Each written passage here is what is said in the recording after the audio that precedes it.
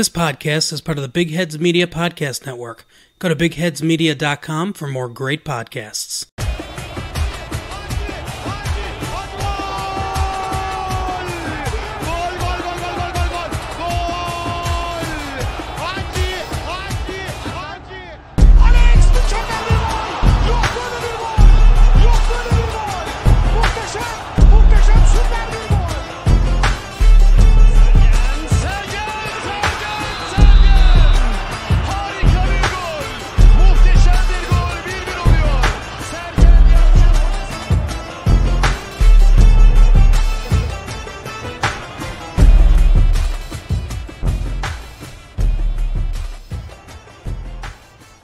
Hello ladies and gentlemen, welcome back to Football a Turca. We're back after a lengthy hiatus.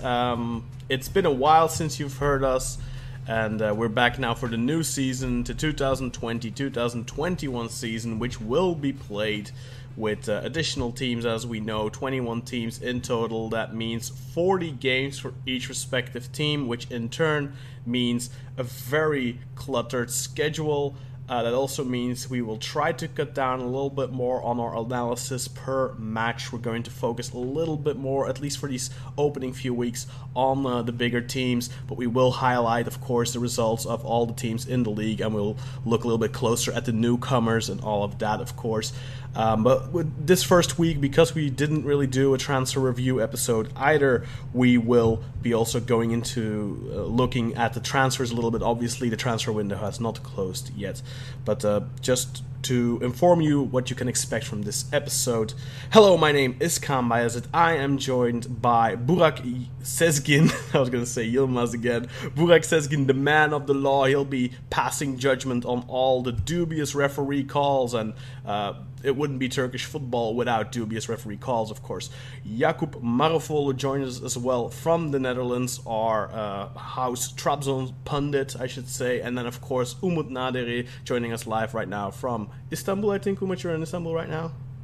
Yeah, currently, but I'm about to travel to London again, I think. Okay, so in a couple of weeks you'll be able to hear Umut's very bad English accent again. Hopefully he'll tone that down today, though. So our Galatasaray representative, of course, Umut. Burak, of course, our Fenerbahçe representative. And I, myself, the Besiktas representative, so to speak. Uzar Dincer isn't with us today. He got snowed in, apparently.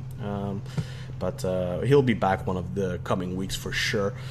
So guys, welcome to the show. It's been a long time. I'm very happy to speak to all of you again, and because of course we keep in contact in our WhatsApp group and discussing stuff, what's going on and things like that, but we haven't really spoken like this ever since our last episode, really. So how have you guys been the last couple of weeks? Well, I say I can't remember the last time we did an episode, and we are thankful to the listeners for bearing with us. We are back with the start of the new season.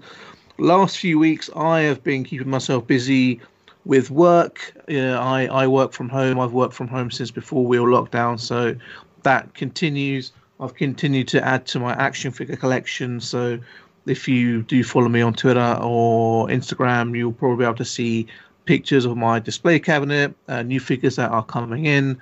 I've been going on walks, listening to some podcasts, getting a little bit of eavesdropping in on our competition, and also been having barbecues and shisha, as you would expect from me. So yeah, I'm excited for the Super League to start, and also Premier League to start in England, which is where I live. So I'll be looking to follow that and seeing how Çağlar Söyüncü does, who was picked in the PFA Team of the Year. So I think that's the first time a Turk has been picked in that team in England. So that's a good achievement. So let's hope he kicks on. He did have a very good game at the weekend for Leicester, who kept a clean sheet. So, yeah. Jakub, what about you? How has your hiatus from football been in the last couple of weeks? Well, it's been the same since Corona started. I'm pretty much living the same every day. It's like I'm stuck in my own personal Groundhog Day. But I'm good. Nothing too much to complain about. Everybody at home is healthy. I'm healthy, and just trying to think positive thoughts before the inevitable meltdown of Trabzonspor this year. So I'm just trying to keep my composure up. We'll see how long it takes. It will probably not take that long, but I'm good. I'm doing good. Glad to hear that. What about you, Moods? Are you already eating extra sujuk for the long trip back to England? Yeah, I think so. But like every day is same when you are like alone in the house, and I don't have nothing much to do apart from like playing games or like reading books. So I'm trying hard to keep my sanity.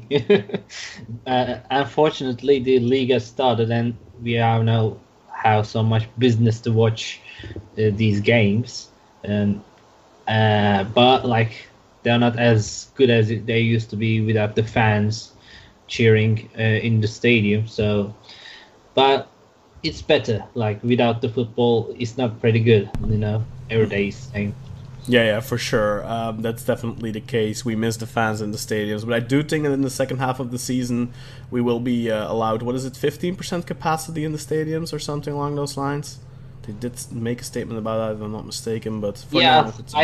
like two of the every seat is like empty, like one empty seat and one filled seat after that. So we've also bought our season tickets, but they said they're gonna compensate every missed game and take it to the other season afterwards. Okay. So it's like a deal, some kind of like that. So yeah, that's nice.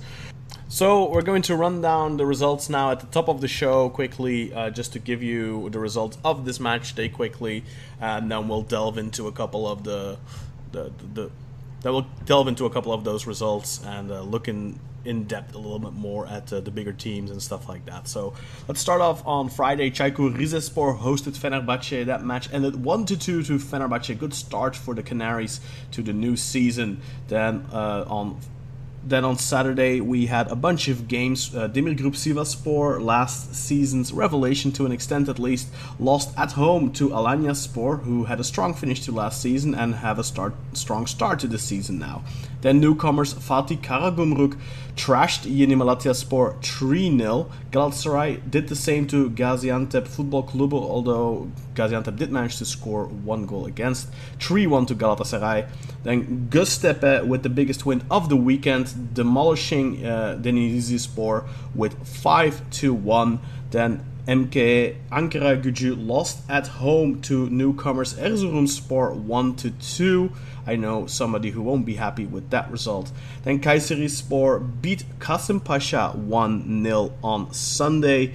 Trabzonspor lost at home to Besiktas 1-3. And finally, on Sunday, we had Antalyaspor beating Gençlerbirliği 2-0. And then earlier tonight, the reigning defending champions Basaksehir lost away from home to newcomers Hatayspor. So the new kids on the block in the Turkish Super League, if I'm not mistaken, all getting off to a flying start. 3 for 3 for the new teams in the Super League. They all get the 3 points. An impressive start for those new sides, especially Hatayspor here, who get a big win against Basaksehir, who managed to keep pretty much their entire team together and got a couple of reinforcements in as well. We also unfortunately had Basaksehir eliminated from the Europa League a couple of weeks ago when they played their return game against Copenhagen. That didn't end too well. Another European result that also took place during the summer break was Besiktas losing 3-1 against PAOK for the Champions League qualifiers, and only one leg was played there because of Corona. So Besiktas are already out of the Champions League qualifiers, so they will head down into the Europa League. But we'll speak more on that when the Europa League qualifiers start. So those are the results for match day 1 of the 2020-2021 season. Now let's take a closer look at some of the teams here. We'll start off with Fenerbahçe. Burak, a new season starts for Fenerbahçe. A lot of new faces for the team. What did you see? What did you like? And what didn't you like? Also, of course, a new coach. Tell us a little bit more on your first impressions on him as well. Yes, a good winning start for Fenerbahçe on Friday night, kicking off the Super League. Just before I go on, the 3 promoted teams winning all their first games of the campaign. The first time it's happened since the 1995-96 season. That is a stat that came in from Azad Injad, our resident Chicago living Galatasaray fan. He's snowed under with work. He's not snowed in. So I know Chicago is quite cold. So just so our listeners know, he's okay. He's just got a lot of work. So time differences, he couldn't make it today, but he's not snowed in. He's not going to turn into Jack Nicholson from The Shining and come at us with an axe. So thank you for that stat, Azar. Give that to us. Switching to Friday night's game, like you say, brand new coach, Erol Bulut, returning to his Juve. As they say, the Canary comes home. He joined us, I think 95-96 was his first season with us, or maybe it was the one before, if I can remember, all the way back then. He won a championship with us. He then moved around a few more clubs in Turkey. He played for Olympiakos. He was managing in Turkey at Malatyaspor, and then he went to Alanyaspor when Sergen and him did the old switcheroo after one season. And now he's ended up at Fener. Apparently there were rumours that Fenerbahçe were going to be in for Andrei Shevchenko as manager, supposedly, before the Euros then got cancelled and put back. So make of that what you will. But I, for one, I'm happy with the appointment of Erol Bulut. He's a young manager. You could call him a dynamic attacking manager, someone to bring some new blood. He knows the club as well, which is good.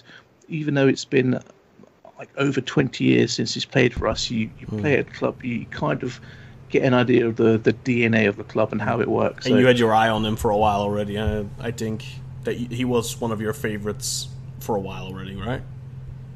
For me personally, yes. And that's purely because of him having played for us before, and the fact that you've seen some good football being played from him in his teams in both Malatya and Alanya, attacking and not so defensive minded. Looks like he likes to use wingers to go forward.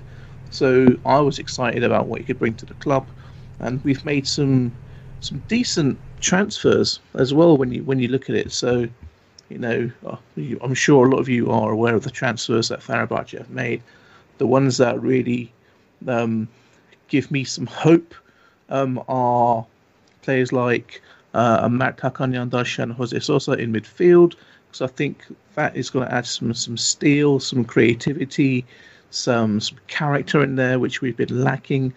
We've got a couple of new centre-backs now. You have Lemos, the Uruguayan, and Tisserand, who's signing anytime soon. And up front, you've got Enner Valencia and Mohamed, who look like they're going to be two exciting players. And we're looking to add some more. And it looks like we need it, because judging by Friday's performance, we were lucky to win. I think if you look at the game as a whole, Rize were the better team. They looked fitter. They looked stronger. They knew each other much better, which you expect from a team that has been together for a while now. They may have lost a few players, but they've added. They were playing at home. Gotta say, their pitch was awful. I think Jakub mentioned this to us in the group chat a few weeks ago when I think Trabzon were playing a friendly there, and yeah, their pitch looks like it was a bloody cabbage patch field. The ball wasn't moving easily. You can still see that a lot of the Fener players were not too familiar with each other. Again, you've bought all these players and chucked them in a very short period to adjust. We did have the Land of Legends Cup, which we won. We got presented the trophy by Shaitan himself. That was really weird. But he was one of the mascots from the Land of Legends Hotel Resort in Belek. So if you didn't know, that's the story behind that. Why they chose that particular mascot, I don't know, because there are some other mascots as well, but they apparently saw that one fit. And watching those games, I was like, okay, Tiam, he's got a hat-trick against Antalyaspor in the first game of the semi-final, made a penalty, which Can Ertuğ scored. Obviously, we'll get to his penalty miss on Friday. So, all in all, I thought, those two practice games, a lot tougher match against Sivasspor in the final. But, they are missing two of their best players from last season, Emre Kılınç and Mert Hakan Yandaş. Mert wasn't playing for us in the final. I think he was away with Turkey, and now he's injured as well. So you could tell by Friday, there's still a lot of players to come into this first team. So you still got Mert Hakan to come into the starting 11, Jose Sosa to come into the starting 11, Filip Novak to come in. We had Ferdi did start the game, but he had been away with the under-21 Netherlands squad, so he was also fatigued. But let's get to the brass tacks. Awarded a penalty for handball. Now, I was watching the game. I was like, saw the incident happen. I thought, that's a penalty. And to my surprise, Arda Kardeşler went to VAR, looked at it, and very quickly came to his decision. So I thought, okay, is this like a change? Turkish referees going to VAR and making quick decisions, actually going to VAR and consulting VAR. And then that trickled through the rest of the games over the weekend. And up steps Caner to take the penalty. So I thought, okay, he took the one against Antalyaspor in the Land of Legends Cup. So let's see him take it again. I don't think he was the best penalty taker in the team on the field at that time. I would have preferred someone like a Dennis Turkish to take it. He's also a good set piece specialist, a good good left foot. Apart from that, I was thinking maybe Tiam could potentially take it. Caner took it. Was saved by Gökhan Akın, good save. Some people were saying that there was encroachment by the defending players. I've seen it in slow motion, and I think they were on the line. There are, for the people that are listening, we know about the laws that governed penalty kicks last season, right? We're aware of them.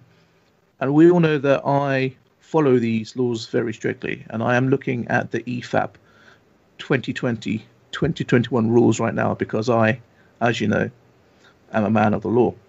So there have been some changes to these penalties this season, which I want to tell our dear listeners about. So here are some of the changes. So you have rules depending on the outcome of the penalty kick, whether it's a goal or if it isn't a goal. Now, it doesn't matter if the penalty kick is scored or if it's missed. If there's an encroachment by defending and an attacking player, then a penalty is retaken no matter what. So, for example, if Caner had scored that penalty, but let's say Tiam was in the area and Morozuk was in the area at the same time, the penalty would have to be retaken. And now we get on to offences by the goalkeeper. So, we know last season, if a goalkeeper came off his line, that was penalised and the goalkeeper was given a yellow card. Apparently, the referees this season can let the goalkeeper off on the first occasion. So if they make an error, so let's say they save the penalty, but they came off their line. The penalty is retaken, but the referee shouldn't give the goalkeeper a yellow card. He should let them off. Now, if the goalkeeper and the penalty kick taker offend at the same time, and an offence by a penalty taker is a pause or a stutter, those little shimmies that you take, what happens is an indirect free kick is given and a yellow card comes out for the penalty taker. So watch the penalties very clearly this season. I'll put a snapshot of these rules up online for you, but just so you know, there are some changes happening there. And then what happens in the game? First half finishes, a lackluster performance by Fenerbahçe. I'm thinking, where is the attack or creativity going to come from? These players look tired. They don't look like they know each other very well. Second half starts, and you have Rizespor again pressing.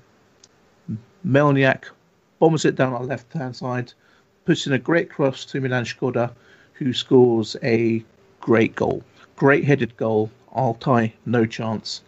So I'm thinking, here we go. First game of the season. Away to Rize. Rize are playing much better than us. Then what happens? The two old Fener boys, Caner and Gökhan Gönül, combine. A little routine that they've been running for years now. in swinging corner by Janad, header by Gökhan. Now, there's no goal line technology in Turkey. The ball crosses a line. It's clear to see on VAR. And I'm thinking, bloody hell, here we are. Again, we've had 2 decisions go our way by VAR. What's going on? This isn't supposed to happen. This isn't in the script. We're supposed to get screwed over. But I'm thinking, okay, maybe this season's gone a little bit different. Maybe there's a reason to have some hope. But what happens is Arda Kardeşler checks with VAR, the goal is given. So I'm thinking, okay, we've got a chance here. It's 1-1. Obviously, I'm still worried because our defence is not looking that great. And the Rize attack is powerful and quick. He's putting us under pressure. So what happens then is a cross comes in. Enner Valencia, on as a substitute, goes up to head the ball. He gets hit in the face by Morozuk's elbow. It goes down. Penalty given. Was it a soft penalty? I think so, yes. Is that a foul anywhere else on the pitch? Yes, it is. So, penalty given. And it was consistent with Arda Kardeşler's refereeing of the game. He wasn't allowing any strong challenges. There was a similar position with Frey, where he pushed the Rizespor player over, which was soft. He gave the foul against Fenerbahçe for Rize. So the award of the penalty matched Arda Kardeşler's refereeing of the game. And we didn't think Jaran was going to take it again. So who steps up? One of our new signings, Jose Sosa, who we all know from his playing days in Turkey at Trabzon and previously Besiktas, and also from Milan. So he needs no introduction, steps up, puts the penalty straight down the middle. And a well-fought, hard-earned victory. Was it harsh on Rizespor? Yes. I think the fair result for that would have been a draw, because we didn't look that deadly. Michael Frey worked hard. He had a decent shot, but he's not, Fenerbahçe quality. So whether he stays in reserves or whether he's shipped out in the next couple of days, depending on the strikers that we get in, we shall wait to see. But overall, a good winning start for the team, and it's good to build on the momentum that we gained by winning that pre-season tournament. However hokey-cokey you might call it, it's good to get into a winning mentality. It's good to see Gökhan Gönül with the captain's armband on, and I'm looking forward to the players coming back. I'm excited to see what Erol Bulut does with his squad. So I'm thinking in my head, is he going to have Ferdi and Tiam on the wings, and then maybe we're going to be signing a striker to play down the middle. Tiam does give me Musa Sow vibes. He's not really a winger. He's not really an out-and-out striker. He can start on that right-hand side and come in. Enner Valencia, speedy. I just hope he doesn't turn out to be Gary Rodriguez Mark II. But what I'm excited to see is that central midfield. Like, we now have Gustavo, Sosa, Ozan, Ömer Faruk Beyaz, Mert Hakan Yadaş. Looks like Jarlson is on his way out. We have somehow got Udinese to sign Tolgay. And we have Tolga Ciğerci, who I would keep as a squad player. I think he's very underrated. He gets a lot of hate from Fener fans, but when he needs someone to come in and do a job of winning the ball, fighting, scrapping, pushing people, being a bit of a bully, he's that lump who's a little bit mobile. Would I want him on the end of a through ball? No. Would I want him running through with the keeper one-on-one? Definitely not. But would I want him in that engine room when it's 1-1 or we're 1-0 up with 10 minutes to go? Yes, I'd want Tolga Ciğerci and then mixing it up a little bit. So, may have gone on a little bit long. I'm glad you have entertained me. But it's been a long time since I've watched a league match for Fenerbahçe. It's a long time since I've seen a win.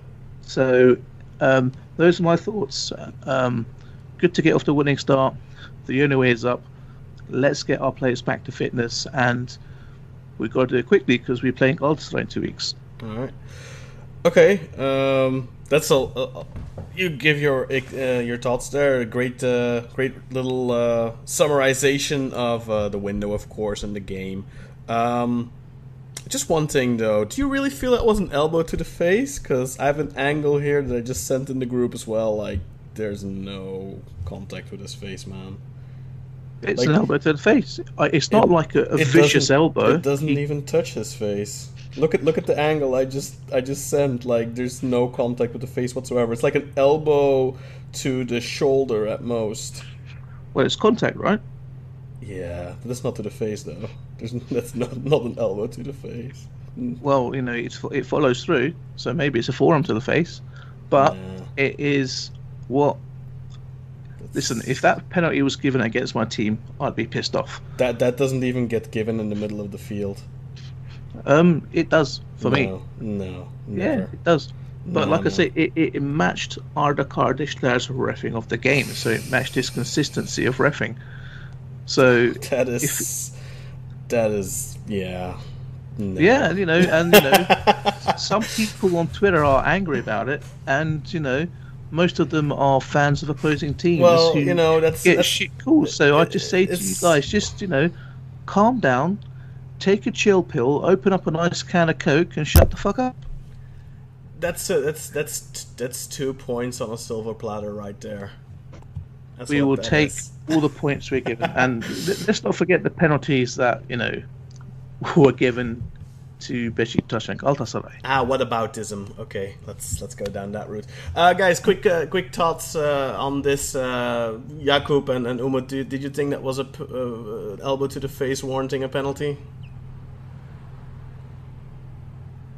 Well, I should say I think the same as Burak, because he also talked about the rule book and the changes on the this kind of conduct. So I think the same way. Like the intent is the main thing in there, and if you don't get the ball, and it's kind of like off the ball thing, and he just tries his best to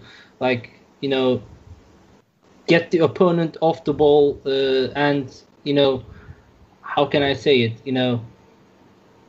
Get him in a worse position than he is. So, and if you don't, control your arms inside the box, the opponent can use it, and even if he didn't dive, I don't think he dived, but he can dive. So these may give. No, it's not a dive. I don't even think he's reacting to the quote unquote elbow. I think he's just going up for the header and just goes under the ball. He got the opponent's elbow into his face. So I can say it's a clear penalty. Yeah, not as crystal clear, but you can see it in your zoomed version. Yeah, I'm zooming in on it right now. I don't see any contact with his face, man.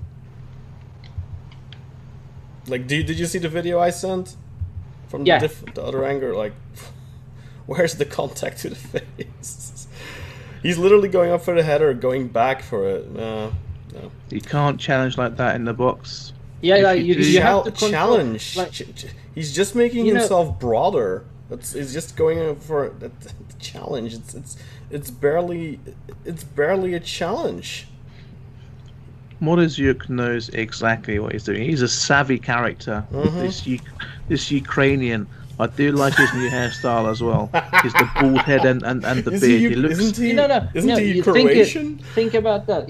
Some kind of players don't even put their arms on their backs inside the box to avoid hand contact. That's to avoid a handball. It has nothing to do with the physical duel. Yeah, but you have to be careful inside the box, because eventually you regret it if you don't care about it. So you have to be careful every time. Jakub?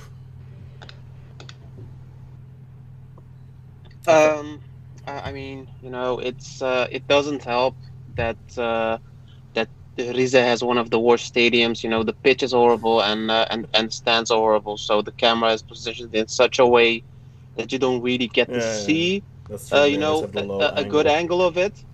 The anti-Fenerbahçe person in me says, it's not a penalty. It's all Feneryum, TFF's doing its thing again. But on one side it kind of looks like a traditional Burak Yilmaz flop every time he gets touched. But on the other hand, I don't think it's a flop. He goes up for the ball and he just doesn't get it. I know. Well, he does fall flat afterwards, I guess. But I mean, He does also kind of look. It does also kind of look like he did get like an arm in his face, but as I said, because the angle is such a bad one, we can't really say what happened. But we just want consistency. It sets a dangerous precedent for the rest of the season. But yeah. But the thing is, if he does, I can't properly make out if he actually gets the arm in his face. If he does get the arm in his face, then it's a penalty, definitely. The card the Schler thinks he did. I just can't make it out if it actually went in his face. Well, that's why we're doing a podcast about it and not refereeing games on the pitch. If only we could. Yeah, you might actually be right. Does he? I don't know. Like Valencia goes up as if he's about to, do the Fosbury flop, the high jump, and he gets, put off balance. And I don't think you can contort your way in the air that much. It's not like you're falling face down to make it look overtly. Well, how did you find the new transfers though? Let's move on. Exactly. Yeah, let's move on to the transfer for a second. And also, you linked a tweet yesterday. Vedat Muric off to Lazio Roma. What's the last on that? Let's dig into that first. He was a big player for you guys last year, especially first half of the season. Dropped off a little bit second half of the season, but definitely he was an important part of that team last year. Somebody you could have built on this year, and now you'll have to obviously replace him. Let's dig into that for a little bit. He's off to Lazio. How much money is involved, and who is the number one candidate? Sorry for that. The number one candidate to succeed him at Fenerbahçe. Reports are still differing on the official final fee. It's anything from between 18 million to 20 million euros, which is great when you think. I think we picked him up for around 3.5. I think Rize are owed 10% of the profit of the sale, so they'll get 10% of 16 point something million. So they're going to get a nice 1.67 million pound sum as their sell-on fee. Like you say, going to miss him. It would have been ideal for him this season because I think the midfielders we brought in would have given him a lot of service, which would have meant he could have stopped coming deep all the time to get the ball. He could have done what he loves to do, is get into the box, head the ball, turn and shoot, get into those positions where he can volley it and make those runs in behind. He's not the quickest, but he does have an intelligent brain where he can get himself into those positions. Now, loads of rumours about potential replacements. So some of the front runners are Zé Luís from Porto. I believe you have the chap at Aston Villa, Samata. He's been talked about. Some people seem to think Cavani is a possibility, and I'm not with his wages, mate. Didn't he just join Atletico Madrid or something? No, nothing official's come out so far today about that, but he's a free agent. We have spoken to his agent, who's I think we kind of tried to broach it by saying, how does Edinson feel about a transfer? And the agent says we're open to all offers, which makes me think he's after that last big payday. So it doesn't matter how much a Lugano can speak to him about it, and as a Uruguayan to Uruguayan, I don't think that's feasible, especially not with that wage. Some people have said you've got Jean-Pierre Lasama. I think I've butchered his name, but the striker who plays for Young Boys Bern. But again, he's not really an out-and-out striker goal scorer like a Vedat was. So he's kind of like that Moussa Sow position where Thiam is playing that that inside right, can play as a striker, as a forward, but not really a striker. So I am still don't know. They might surprise us with something, but I think it's going to be based on the names we've mentioned. I would like someone who is that Vedat style player, like a striker, someone who you don't want to put out onto the left or the right. You want to put him down the middle. Target forwards who can score some goals. Basically, I want to go get a time machine and go back and get Pierre Van Hooijdonk. That's what I want. That's what I want to do. Because I can't remember the last time we've had a target man striker like a Hooijdonk and Van Hooijdonk. Van Hooijdonk, yes. And before that, we had Kenneth Anderson for a few seasons, and he was okay. But Pierre came in and was like fantastic. And since then, it's always been you've got Musa So. Niang was a great goal scorer again. Not so bad. he a little bit more a striker than So was. Then he had people like Webbo and Kite and Van Persie, and then I don't want to say the Shezu. strong target man striker you haven't really had, I think, in between Van Hooijdonk and Vedat. Van Persie's tall, but he was never that type of a player. You definitely didn't. Yeah, a pure goal scorer like a Falcao is a pure goal scorer. You'd say Burak Yilmaz, who's now in France, is a pure goal scorer. Like a Serloff was get the ball, he'll score your goals. We've not had a player like that for a while. So I don't want us to go in and grab someone like, the guy from Young Boys Bern, because he's probably decent. He can do a job in the Turkish league, but there are players in his position. Give me a fox in a box, just a pure someone who. You guys lives... were linked with Zahavi for a while there, but he that broke down. I think after he got arrested in Israel recently for disturbing the peace. Okay. But yeah, he would have been ideal. But maybe I think there was a personality clash there. It might have also been he's a proven goal scorer, but also he's basically only done it in the Israeli league, in the Chinese league. There's always a question there, I think, as well. If you're going to get a player from Young Boys, it could be a great get, but it could be another Frey as well. I see a lot of similarities with Frey and Kyle Lahren, for example. I think those are both players that could do a good job for maybe a mid-table team in the Turkish league, but I think both of them will come up a little short for a top team. I can't fault Frey for his lack of effort, because the guy's got himself in phenomenal shape. He always works hard. He looks like a tank. Yeah, he's just not got the ability, and hard work only gets you so far. And if you're a forward and you're a hard work, no one wants a hard working centre forward. I couldn't give a toss if my centre forward is lazy. If he scores me 20-25 goals a season, I'm happy. I was going to say, it depends. If you get a hard-working forward that scores you 12-15 goals, I think a lot of teams would be very happy with that. Yeah, like a Dirk Kuyt, for example. You either need someone with good work rate that scores you a decent amount of goals, but not like an exorbitant amount, or you need somebody that, basically... I described Kyle Lahren like that to somebody earlier today, actually. Like, he is not present enough to warrant playing on the team, because either you need to be very present, weighing on the defense like the entire game, and then you can get away with scoring 9 or 10 goals if you have a positive impact on the rest of the team. But if you're going to be invisible for 95% of the match, and then you score only 8 or 9 goals or 10 goals, that's just not enough. Then you need to be the type of player that scores up to 20 goals or something like that, and to really warrant your team on the spot. That you're spot on the team. Sorry. Yeah, and for me, that is probably going to be one of the major differences between winning the championship or not. Yeah, it's going to be interesting to see. Those are always the most exciting signings, I think, for fans. So definitely for Fenerbahçe fans, the coming couple of remaining weeks of the transfer window, it's going to be very exciting to see, especially now when that Vedat money comes in.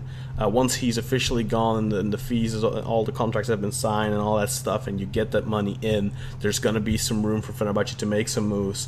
Obviously, they also are limited by these budgetary limits, but this money is definitely going to give them some breathing space, because they did make some high wage signings already this window. Jose Sosa, came in on a decent amount of wage, and of course, Filip Novak, Gökhan, Caner, all those guys came in on decent wages. But Fenerbahçe offloading some people. Don't know if you've mentioned that before. I think you did briefly. Tolgay Aslan is now off to Udinese. I think a very peculiar signing right there.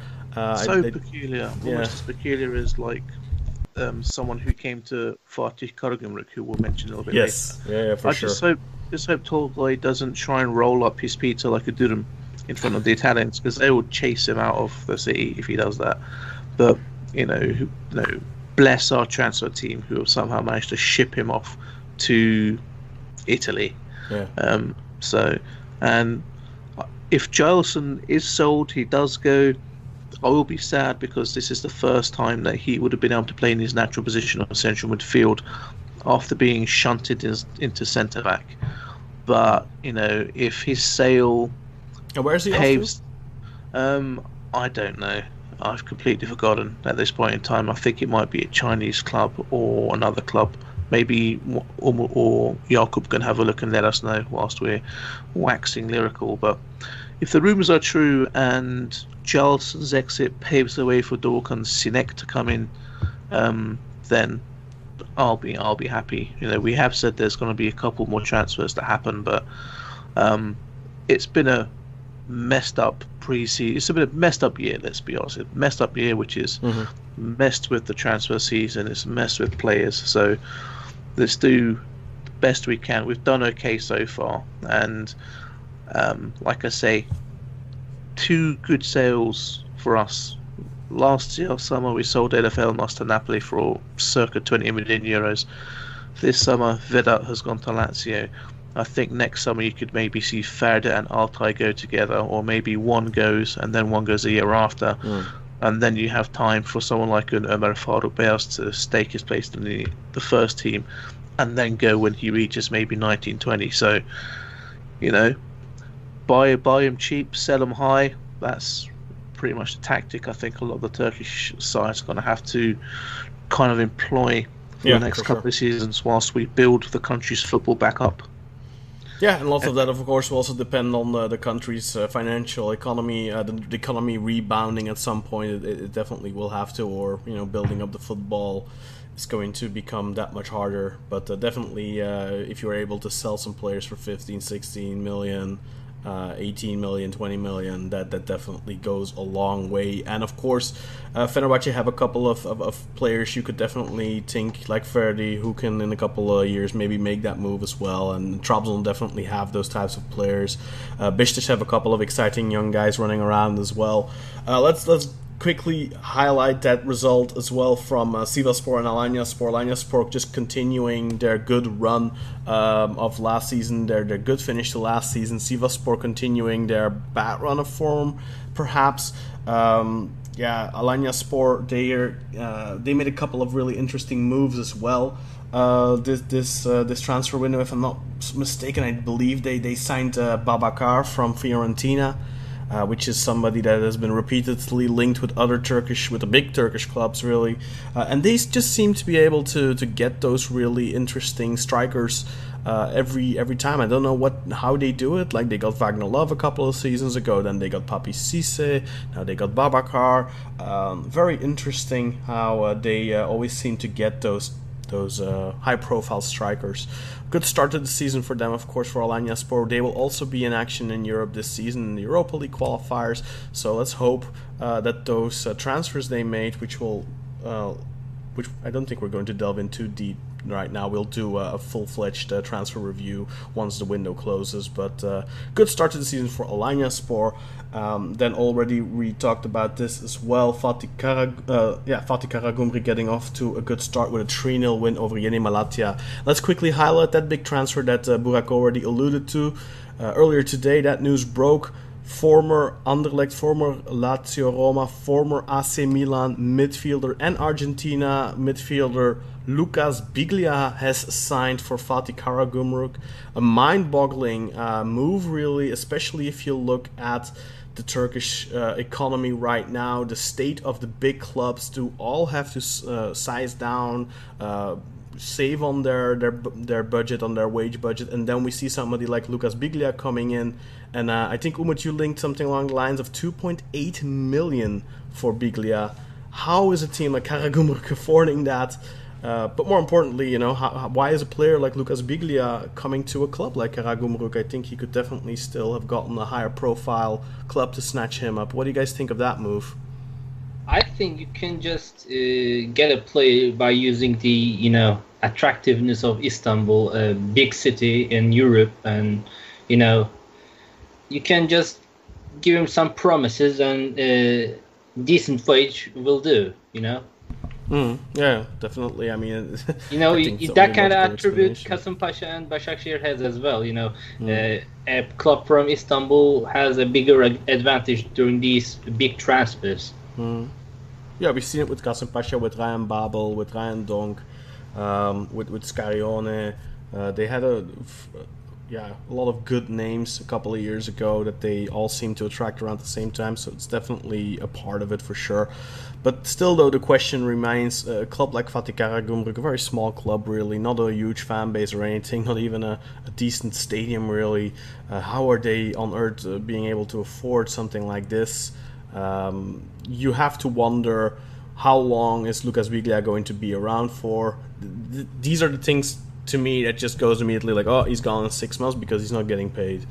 We'll have to wait and see. Hopefully not the case, because that's just more bad press for the Turkish league, especially with a high profile player like that. But a very noticeable signing, and we look forward to seeing him on the Turkish potato fields for sure.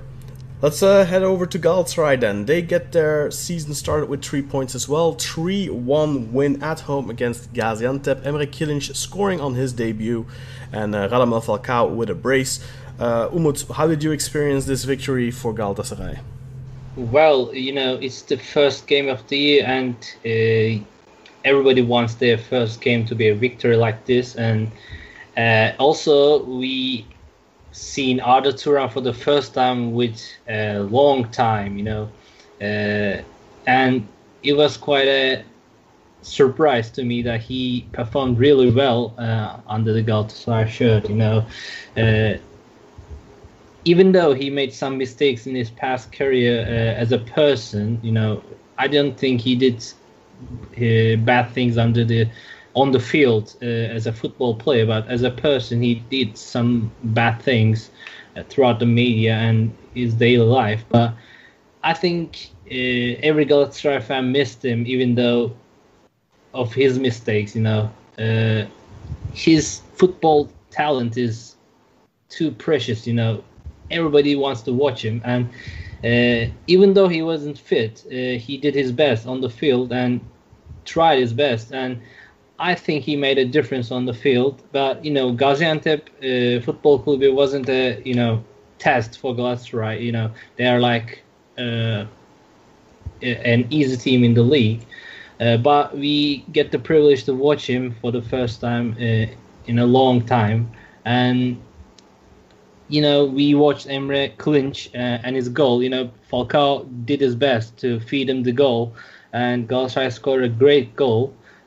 Starting with that penalty in the first few minutes, a handball caused by a shot deflected.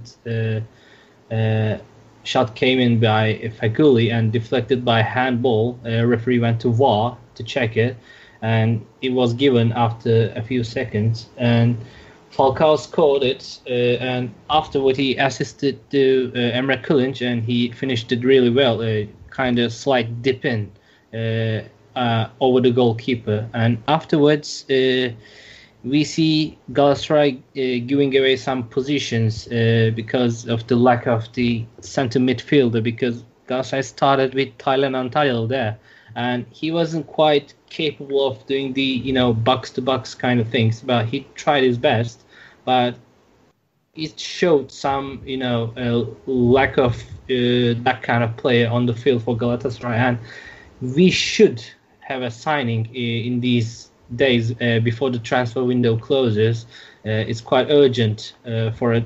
It's also a fixture of tight. We're gonna play like 60 games totally in this season if you're including the European games and the cup games. And for sure, you have to need a good quality central midfielder, and you can't just go there by Taylan Talil and Ryan Dong or Ömer Bayram. You can have some tough games in these fixtures, and you have to be well prepared for them.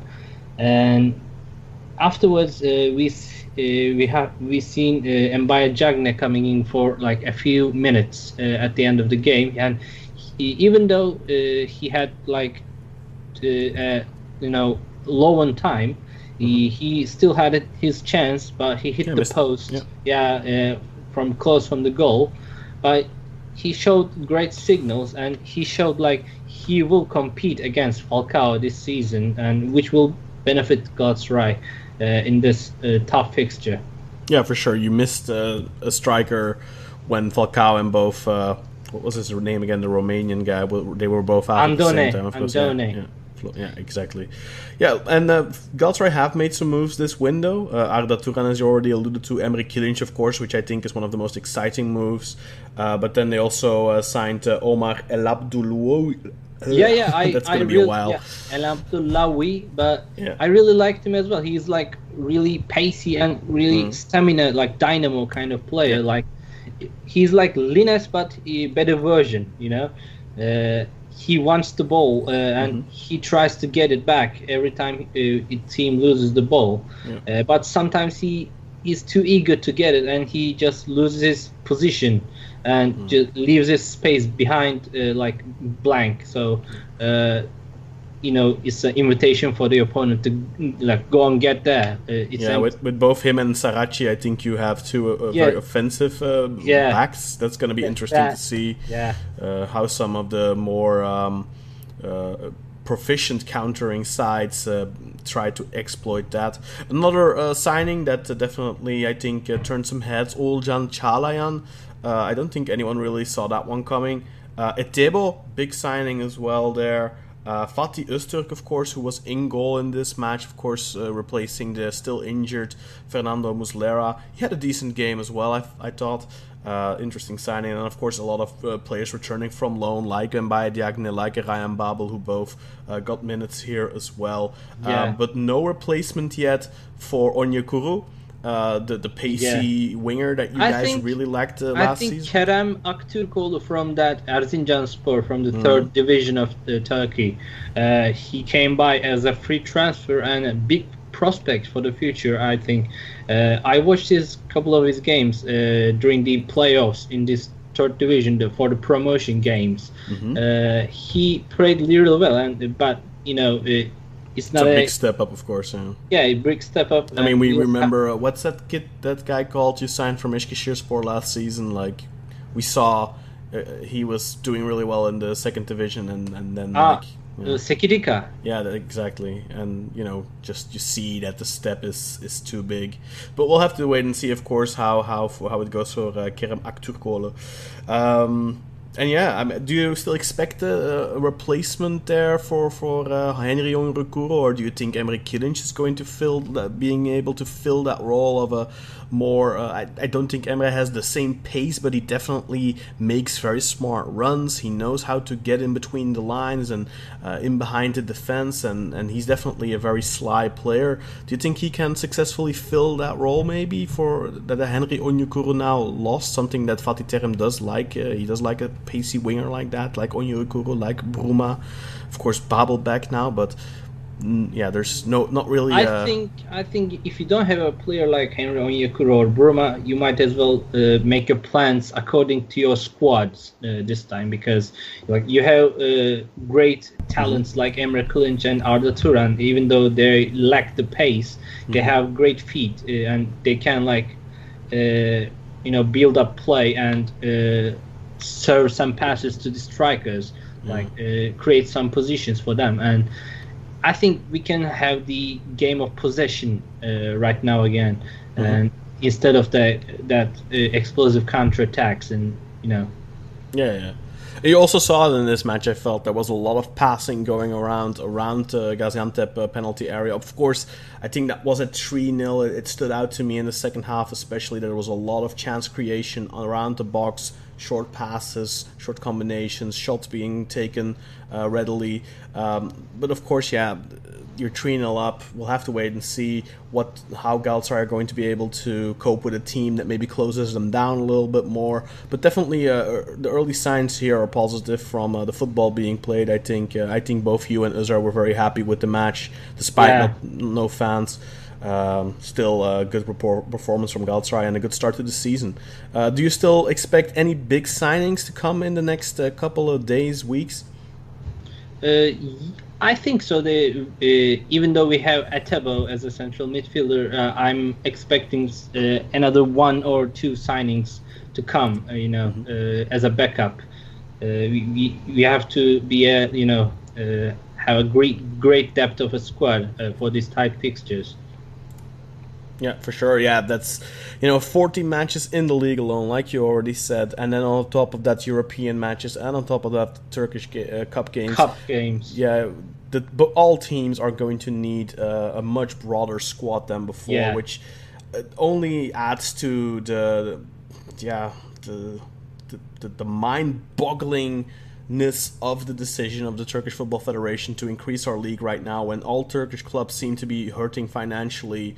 You're basically telling them, well, we know you're hurting financially, but you do have to sign more players because you're going to have more matches to deal with. So it's just a really weird decision all around, I feel. Let's move on then. Of course, we had a really big result from Göztepe against Denizlispor, 5-1. Flying start for Göztepe, who were very close to signing Turkish international Sinan Bolat. But that didn't happen last minute.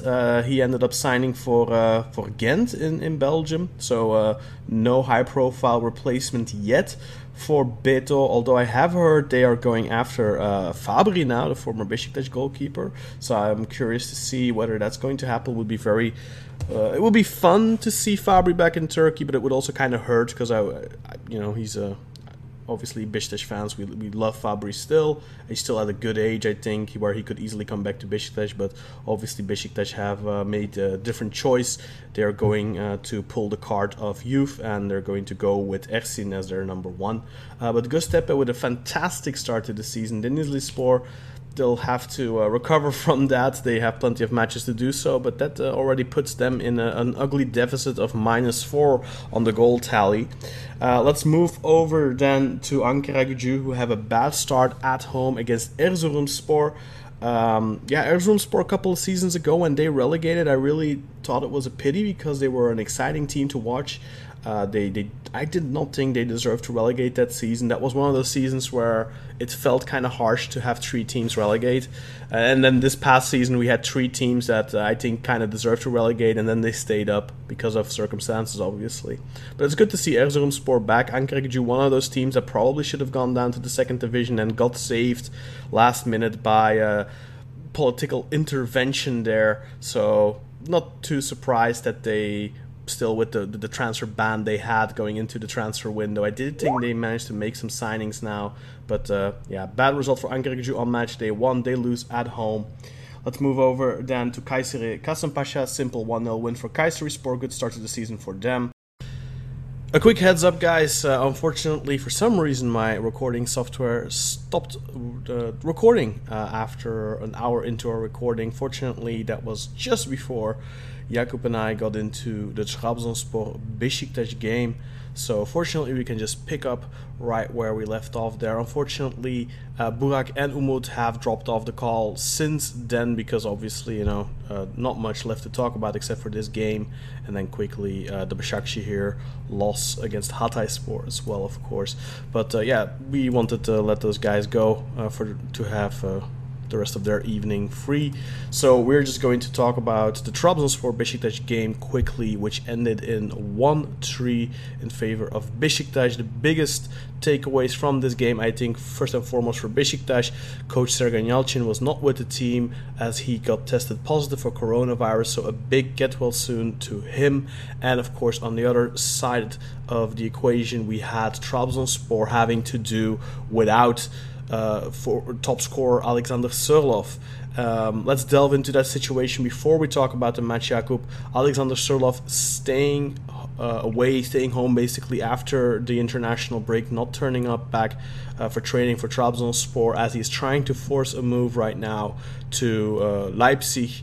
Not a very professional way for him to conduct himself, and it definitely put Trabzonspor on the back foot in this match as well. What are your feelings on Sørloth's behavior right now, and of course the team's current state? Well, I'm not happy with it.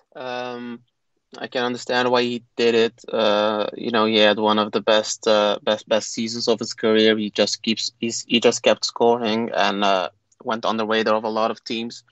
And he wants to capitalize on it before, knock on wood, before he gets a bad season and his stock drops and a lot of teams are not interested anymore. But I still don't think that that's the way to go about it, to try to force a transfer like 2 days before the season starts, 2 days before you're playing against one of the biggest rivals in the competition, and you just don't come back from the international break. Seems like childish behavior. He's a grown ass man. He's like 25 years old or something. And if he was a young boy, I would kind of get why he does it. Being a childish person. But as I said, he's an older guy, and it's just unbelievably childish behavior, and it only led to a horrible performance by Trabzonspor, because we are so used to having Sørloth at the point. He was always the first player. That which name was always written on the sheet, because he didn't really miss any games last year. He pretty much played in every game. And him forcing Trabzonspor's hand, trying to get a deal with Leipzig done, is just unbelievably unprofessional from him. Trabzonspor is obviously trying to think about their own before they are thinking about the player. They are thinking of getting the most for a player, and Sørloth is one that can easily get a player 20 million euros, and every penny that's above 20 million is a win for Trabzonspor, because we are in a precarious situation financials. If you look at the financials, so it's probably dragging on too long for Sørloth, so that's why he did what he did.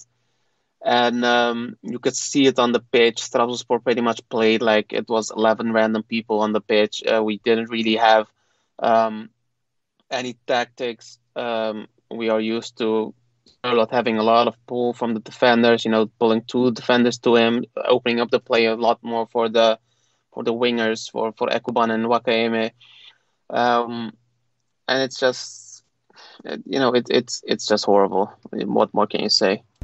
Yeah, it definitely puts a bit of a bomb under Trabzonspor's season going forward.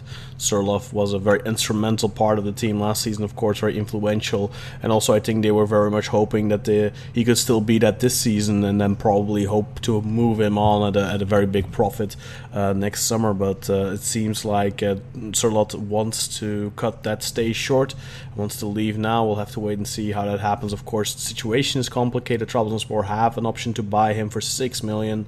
Which they have to basically trigger by January. Crystal Palace in that situation, technically they can't recall him. There's talk of them taking a penalty, recalling him anyway, and just taking the penalty from FIFA or whichever governing body will apply judgment on the case. But it's a very weird situation. I also really don't understand it from Sørloth's point of view, because I think you need to look at it as a little bit... let's say he goes to Leipzig and he flops. if he leaves through the front door at Trabzonspor, if he leaves in a good way, and he gets them lots of money, and he leaves them in a positive way, he is always going to have a home at Trabzonspor. If he's 32 years old and his career is coming to an end, he's going to have the opportunity to go back there, get a last paycheck in a comfortable environment where he is loved and adored by everyone. And I just think he's blowing bridges up right now. I don't think a single Trabzonspor fan is going to put him on a pedestal anymore after this, if this is the way he leaves the club. It's just not... I don't really understand. He doesn't need to do this. He can put pressure on the board without doing stuff like this. This is just going to cause him, getting hated by fans that absolutely love and adore him. And I at the end of the day, I know footballers are in it to make money, but they're also in it for the fans. They should be, at least, right? I mean, that's part of why you play, to be loved and adored by the fans. And he would have gone, I think, his whole career being loved by millions of Trabzonspor fans, and now he's just putting a bomb under that as well for his own future. I don't know. It feels, for me personally, even as a Besiktas fan, I even told my friend this the other day. Like, I find it appalling, and I know that it's probably not really Sørloth doing it. It's probably his agent pushing for it, and that's usually how this goes. But yeah, they have too much power in this situation. It's very unfortunate for Trabzonspor. You could see it in the match. It definitely had its impact on their play. They were just lackluster simply because of the fact that, of course, Ekuban was forced to play in the striker role. He's not a natural striker. You could see that every time the ball got played into him. And there were multiple situations where I thought to myself, if they had a real striker right there, I think we would have had some issues, especially with Wellington not being the most secure defender at the back. Boring game all in all, I felt like, from both sides. Besiktas weren't very particularly impressive either, especially in the first half. Good goal from Tyler Boyd, although it did take a deflection, which definitely helped it beat Uğurcan. Not much goal-scoring opportunities. I don't really remember much from Trabzonspor in particular. I don't remember anything from Besiktas either, except for the goal in the first half. And then, of course, in the second half, especially after the penalty and the red card for Flavio, the match opened up a little bit more room. Jeremy Lens scored a very good goal on the counter. Good assist from Dorukhan Tokus, who comes back from his injury. Besiktas had a couple of more chances, I think. And then, of course, Trabzonspor scored where Ersin made a big blunder. But all in all, I thought Ersin played a good game apart from that, and I'm just very happy that he got that out of the way in this game, where it doesn't impact the scoreline, where it doesn't really impact... Well, it does impact the scoreline, but it doesn't impact the end result. It doesn't cost Besiktas any points. I just hope he learns from this and that he can build on it further, because he is the first Turkish goalkeeper at Besiktas in a very long time that I have liked. There's a lot of positive I see in him. I have high hopes for him. I just hope that he can learn from mistakes like this and get it out of his game. Let's talk a little bit about Trabzonspor's transfer window so far, though. Obviously, the plan wasn't really to get a replacement for Sørloth yet, so not much movement in the striker department. But there have been some movement in terms of their midfield, of course. Jose Sosa left in the summer. He had to be replaced. They got another Norwegian international, if I'm not mistaken, Trondsen, which unfortunately he suffered an ACL injury not too long ago. What were your first impressions from him in the friendlies that you saw? Do you think that he's the type of player that could replace Jose Sosa long term at Trabzonspor? I mean, he did have that spark to him. You know, he was the one that's the moment he got the ball, even before he got the ball, he always looked ahead. You know, tried to pass. You know, he always looked at the passing lanes, and he was pretty much the guy that was supposed to take over from where Sosa left. And I think that the board and Eddie Newton pretty much banked on him doing that. But they all put their eggs in one basket, and the basket fell over and all the eggs broke pretty much. So we don't really have another player that is a ball distributor. Trondsen was in the friendly games. He was always the one that was doing that with Flavio and Abdülkadir Parmak doing more defensive duties. And we just don't have anyone at the moment that can reliably do that. Flavio is more of a mellow type of player. He's more a player that is trying to get in the brain of the opposing players to get them off the ball. He's more of a physical player, and our midfield is pretty much just that at the moment. Last year we also had Ndiaye. Ndiaye could always do that a bit, with his pace, and he took long strides, so he could get up the pitch really quickly. And yeah, at the moment we don't have anyone. Our midfield is pretty horrible at the moment, with Guilherme and Abdulkader Parmak pretty much being our only midfielders. And all the rest of them are youngsters that probably won't get any meaningful minutes anyway. Mm-hmm. So you could see it against the Besiktas that there was just no creativity at all. You couldn't. They weren't really confident enough to get the ball forward, even though, I don't think that.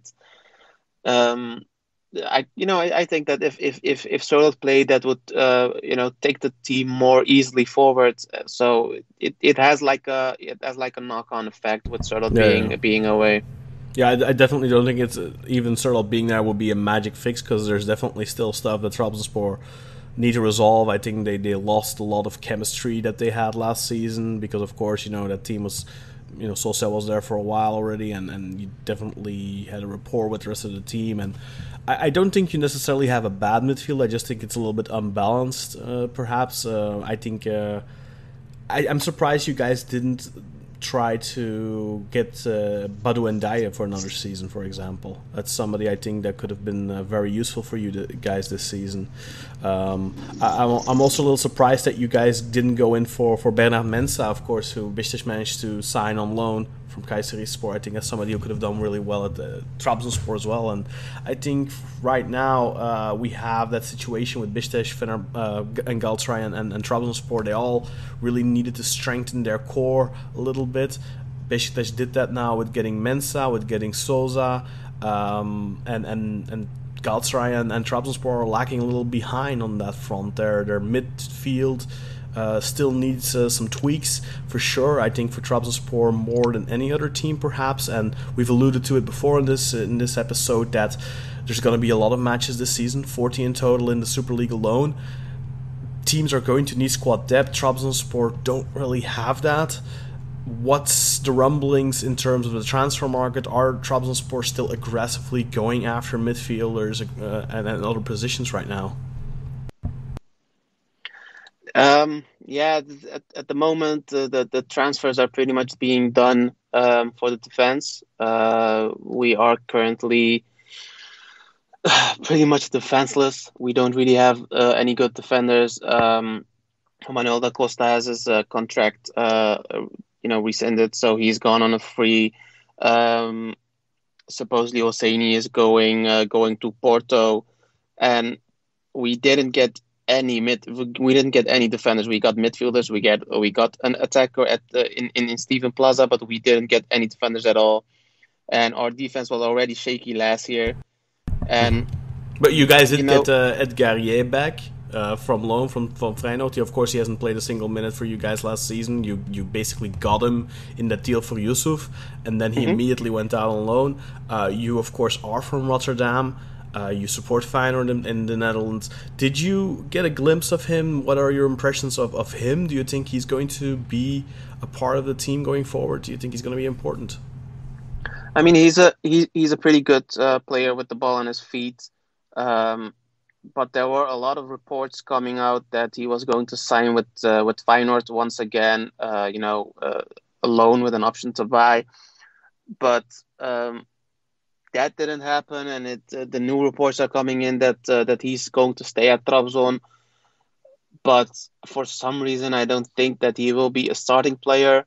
Mm-hmm. All the BS that's going on backstage, and the issue isn't that we didn't have one extra defender. The issue is that we didn't really have a defensive pair that was always consistently playing. Mm-hmm. And I think that's just going to happen. That's just going to keep happening, and it's it's annoying me to bits. We are linked to several defenders, but we have been linked with several players, of which people told, pretty reliable people told that we already got them. We were just waiting on whatever money or something. The limits, probably, yeah.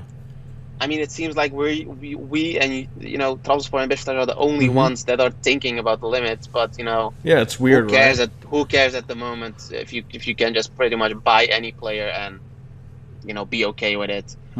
Yeah, I find it very odd as well. Like it seems like Besiktas and Trabzonspor in particular are really trying to fit everything within those limits, and then we see Fenerbahçe sign players left and right, and obviously now they have that Vedat Muric money, which I think they were pretty confident on, and maybe already had assurances on, so maybe that's why they made the moves they did so far. But still, though, you see Fenerbahçe throwing around quite a lot of money for older players, really, short-term moves, and then you wonder, why aren't those limits affecting them? Why are Besiktas, why are Trabzonspor so heavily impacted by these limits? Obviously, for Galatasaray, we know their budget for this year is significantly higher than the other teams, so there's we can understand it a little bit there. But for Fenerbahçe, their budget is 20 million euros this season, going into the transfer window. Obviously now with Muric being sold, I don't know exactly how much of that money will be counted towards their budget, but they started off with 20 million budget. Trabzonspor started off with roughly 20 million. I think Besiktas started with 36, and then we had Galatasaray with like 60. So Galatasaray definitely had the highest budget, but it's very curious. So Sørloth, he's probably gonna force that move successfully, I would imagine, at this point. Is there any talk at all about a potential replacement for Sørloth? Not really. I have heard a couple of people. We have a Trabzonspor Discord channel that grew out of the Trabzonspor subreddit, and I have heard of a couple of people being mentioned. But I would not be surprised if you guys end up with Vincent Aboubakar. I don't think that's going to happen. I think that Aboubakar has a couple of health issues that are just not okay. If you can see definitely. I mean, he has the knee issues, and that's the main reason why Besiktas are interested in him. But he's kind of like their last resort right now, and that's due to their concerns about his health. But I think that with Aboubakar, it's kind of like Dembaba. Besiktas were very concerned about Dembaba when he came off of his leg break, and they didn't take the gamble. They didn't dare. And then, of course, he went to Basaksehir, and he did really well for the last season. Aboubakar is kind of the same thing. You have to take that leap of faith and hope that he's going to be okay. I have heard from many people that his knees are in really bad shape. From people I trust and rely in Portuguese media, people who have ties close to the club and stuff like that, and they have all told me he's not the same player he was when he played for you guys before. And that's also what I'm telling my friends now, because they're like, oh, I can't believe we're passing on Aboubakar and we're going to end up getting Nikola Kalinic, and why did we pass on Aboubakar, why did we pass on Balotelli, and blah and blah and blah, we're going to end up with this guy now, I can't believe it. And to those people, I'm just like, look guys, I'm sorry, but from what I'm hearing, Aboubakar would be a massive gamble right now. The thing is, though, if you can get him for a relatively cheap price, relatively cheap wage, and he does find his former greatness, so to speak, you have an amazing player on your hands, of course. I think it's definitely the type of signing the type of risk worth to take for a team who have room to take those risks. I just don't think that, for example, Besiktas right now are capable of taking that risk. I also think Trabzonspor aren't in a position right now, if they have to replace Sørloth, it wouldn't be the smartest move on their part to take a risk on a guy like Aboubakar. What you could do, for example, is sign Papi Cissé and Aboubakar, and then hope Aboubakar does well, and if he doesn't, you still have Cissé, as an alternative. But obviously Cissé is 35. He's not the best option, but he's got a proven track record in the Turkish league. He's probably a very quick and easy fix, not too expensive. He's also free.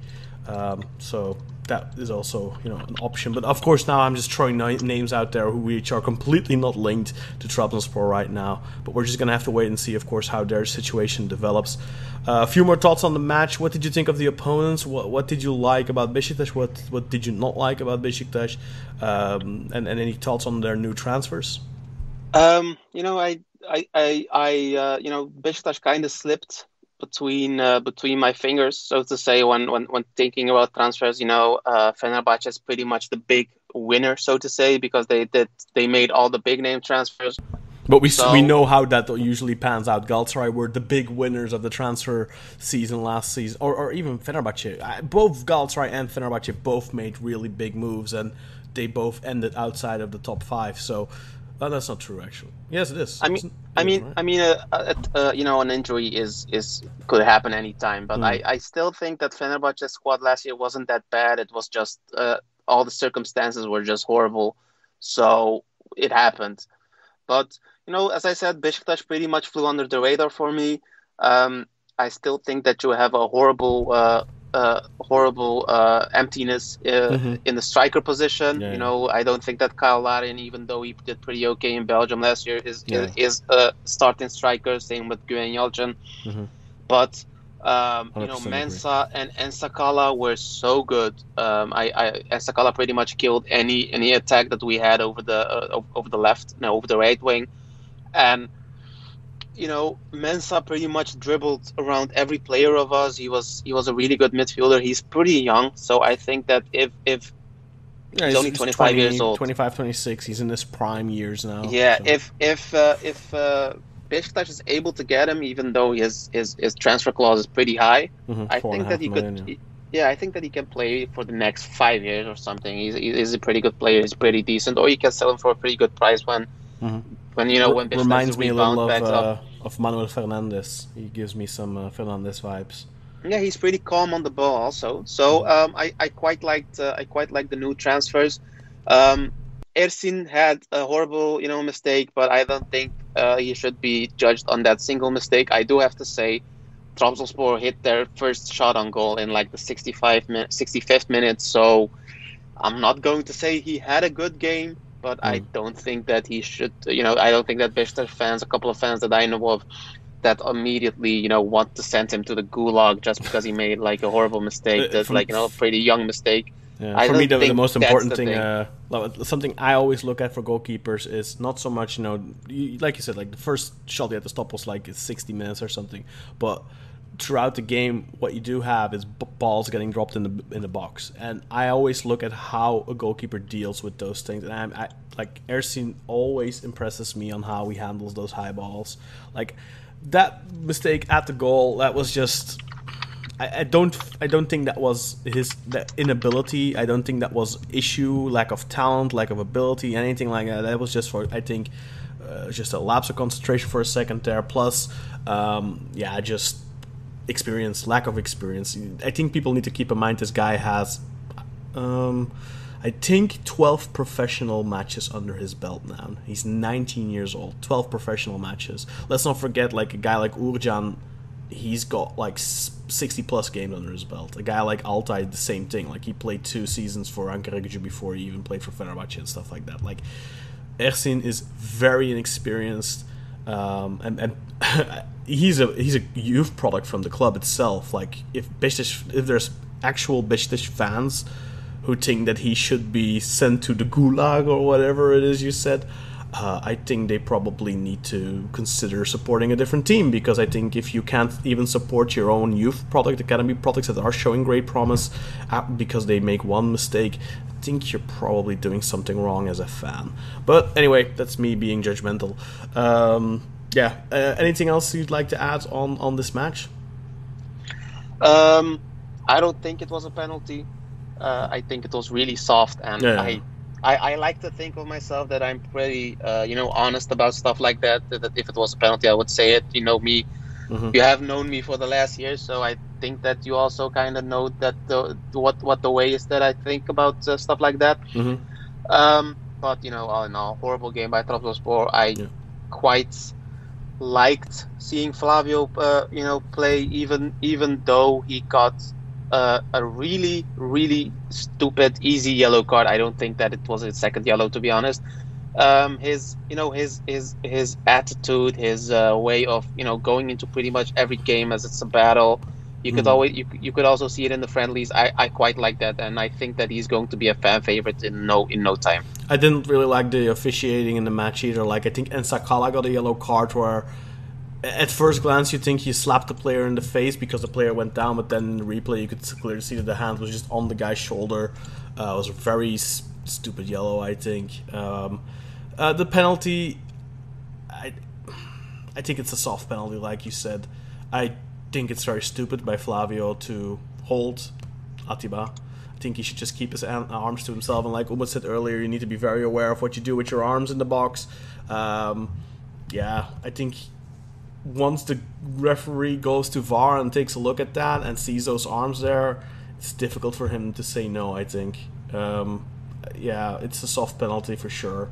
And definitely a soft second yellow card. And I've said this several times last season where I really dislike second yellows, soft second yellows for penalties. I really think they need to fix that. That's a problem. I think referees should be able to decide whether they should be more lenient in those situations. If it's a yellow, it's a yellow. Okay, fair enough.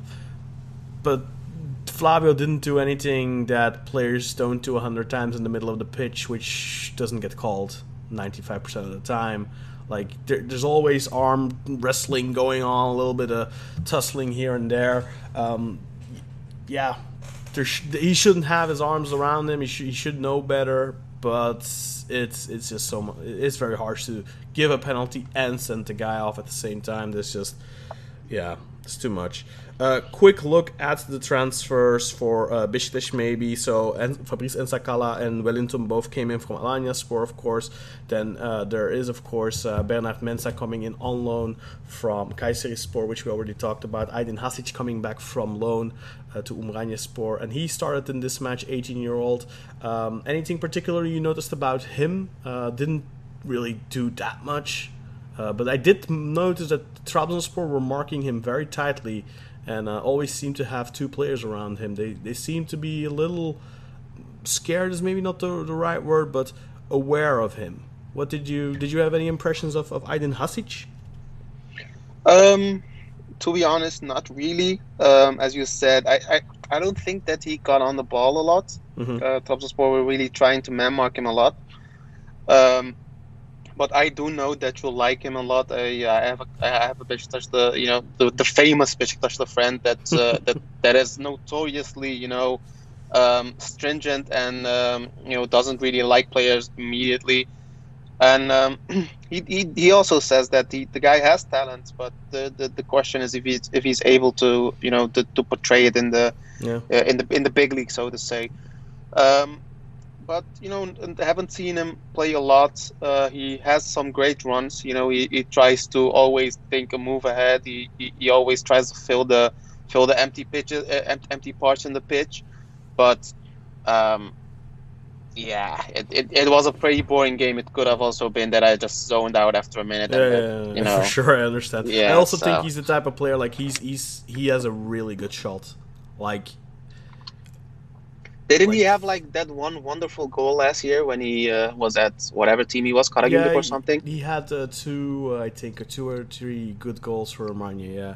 But he has also like in training, but also consistently in those matches, for example, like he has an exceptional shot.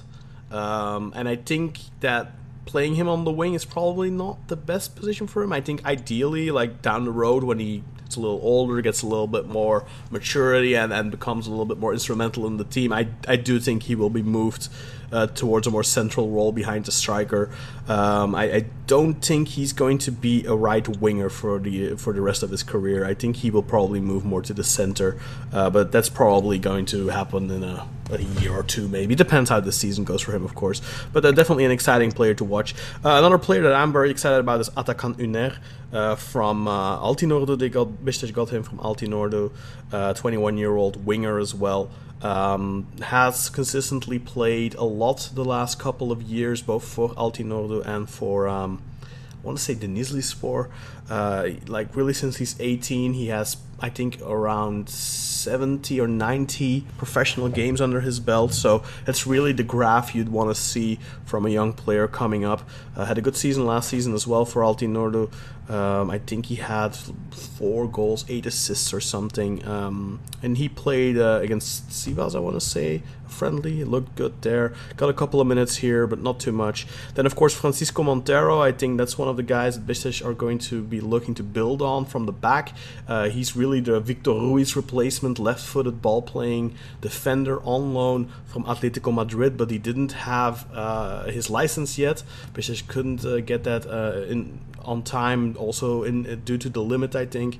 So he couldn't play here, but it's going to be interesting to see him. And then, of course, Kyle Larin returning from loan, and Oğuzhan Özyakup returning from loan. Oğuzhan, for me, very disappointing in this match. Didn't really see him. Kyle Larin also pretty much invisible, and I do agree with you. Beşiktaş definitely have that gaping hole up top that they need to fill. But more than that, even, I think the right back position is the biggest problem they have right now. They really need to get a natural right back.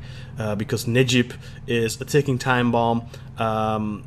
You praised Ensakala for shutting down Abdulkadir basically.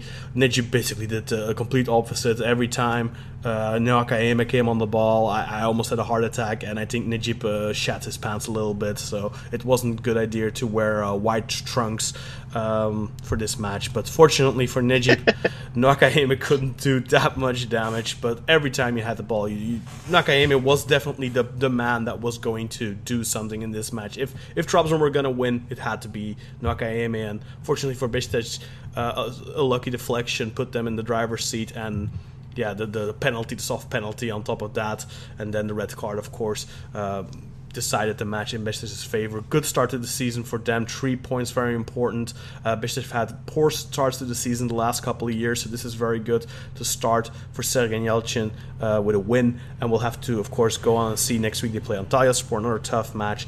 But there's plenty of matches to come this season. Trabzonspor have their work cut out for them, starting with 0 points now, and of course the big question mark for them, I think more so than this loss is probably going to be forgotten quickly, but that situation surrounding Alexander Sørloth is something we are going to have to track and follow closely, and hopefully for Trabzonspor, if he does leave, they can get a somewhat worthy replacement. I think it's almost impossible to fill the shoes of a guy like Sørloth, a guy like Mario Gomez. You don't replace a guy like that easily. But hopefully for Trabzonspor, they will fill those gaps in the team and have a successful season. And the same for Beşiktaş, they still have some gaps to fill. So let's quickly then cover the remaining 2 matches of the Super League. And the most important one, I think, was, of course, tonight. And that was our reigning defending champions, Basaksehir, losing at home. Away from home against the newly promoted Hatayspor, who make their Super League debut 2-0 rather. Surprise really. Hatay with a lot of new signings, getting the win against an experienced side that has been playing together for a long time. Basaksehir definitely would have liked to start their season in a different way. And also, before we quickly address that, Antalyaspor yesterday defeated Gençlerbirliği 2-0, so that's of course that other result. We're not going to go too deep into that. But were you surprised to see the result tonight, Basaksehir losing their first match of the season? I did. Basaksehir didn't really lose a lot of players. They pretty much only lost Robinho, I think, and Irfan Can is supposedly going to Villarreal. I don't know how long that is going to take. Mm-hmm. But they still have a pretty good team, and they got Rafael and they got Emboli or something. Yeah, I think they lost Clichy as well. I think Clichy was end of contract, right?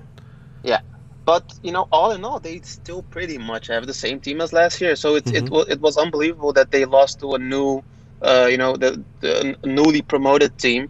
But it could have been that Hatayspor was just playing with the power of baklava and künefe and all those things, and they just kept going at it. It always I always like it when new teams do good. We talked about how Fatih Karagümrük got Lucas Biglia and is pretty much throwing money at the wall, and Hatayspor didn't really do that as far as I know. Yeah, no, they didn't. They made some signings, they made moves, but they definitely didn't spend extravagantly. They didn't sign anything, any big names. They have some familiar names, like for example Strail Popov, which we will remember from Kasımpaşa. I think they got him last January. Oh, this January already. They have some familiar names that have played in the Super League before. Somebody you will definitely remember, Gökdeniz, or what's his name? No, Gökhan Karadeniz. Yeah, right. Our famous flop. Yeah. Well, he's actually promoted quite a few teams to the Super League. When we got him, he had like I'm exaggerating, but he had like 35 goals or something in the second division, and then he never played. We got him for like 1 million euros, and he never played. I'm looking at their team, and they also got Isaac Saki, who played at Denizlispor, Alanyaspor, and but all in all, it's a pretty tame team, So it's they got Adama Traore from Monaco, so that's kind of the big transfer that they had. Yeah. But it's always nice, it kind of seems like a small.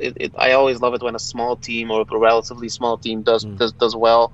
Yeah, and I like that with Erzurum as well. Like 2 years ago when Erzurum was in the Super League before, they also had a modest team, but they did well. And I was very disappointed when they ended up relegating, and I'm happy to see them back. And I always like it when those teams that promote don't do stupid things. Like they do mindful transfers, and they then perform. Like actually, Denizlispor last season kind of did that as well. Yeah, they got Hugo Rodallega, which is a big name in the Super League, but they were pretty modest with their spending, And then you have teams that just go all out. And like, for example, Lucas Biglia at Fatih Karagümrük is a very interesting signing.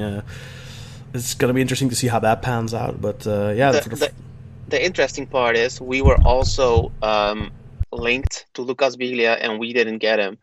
The supposed salary is 2.8 million a year. So they are pretty much trying to throw shit at the wall and just hope it sticks. They got a pretty okay team. They got Enzo Rocco from you guys. They got Sheishu, they got Mevlut from Fener, and they got Vato Arveladze, who's I think Archil, not Shota, Archil's son. So I don't know. I have a feeling that it's going to be that the newcomers are going to have a pretty okay season. Yeah. And Karagümrük is definitely an interesting team to watch for sure. Like it's gonna be. It could potentially be exciting to watch them play. I mean, I only think that I only like the Super League when Trabzonspor is doing well. So let's hope that it's a fun season. Let me say that. I hope that it's injury-free season. We already suffered as we have, and I just hope that nobody else, no team will suffer major injuries. But it's just like flipping a coin at the moment. I think.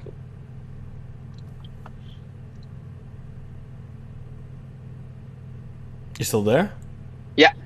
Oh, okay. So a little question before we go. You as you already said, Sergen was diagnosed with the coronavirus. I think that like a secondary hakem, also a referee, also got it.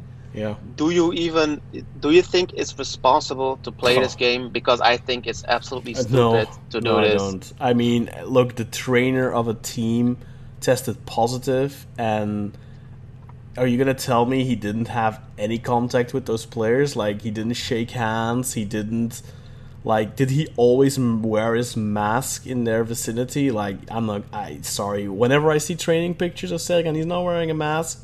Like, I don't think this is responsible. Like, what are they gonna do if in a week or so suddenly half of Trabzonspor and Besiktas are positive and they can't play? What, are they gonna get scrapped from the league and relegated? What's gonna happen? Like, I don't know. I have a feeling that the league will be suspended in like 4 weeks. I think 4 or 5 weeks, I because don't know. the current view of how the virus is developing in Turkey isn't really promising. It's horrible all across the world, but it's kind of disturbing how horrible it seems to be.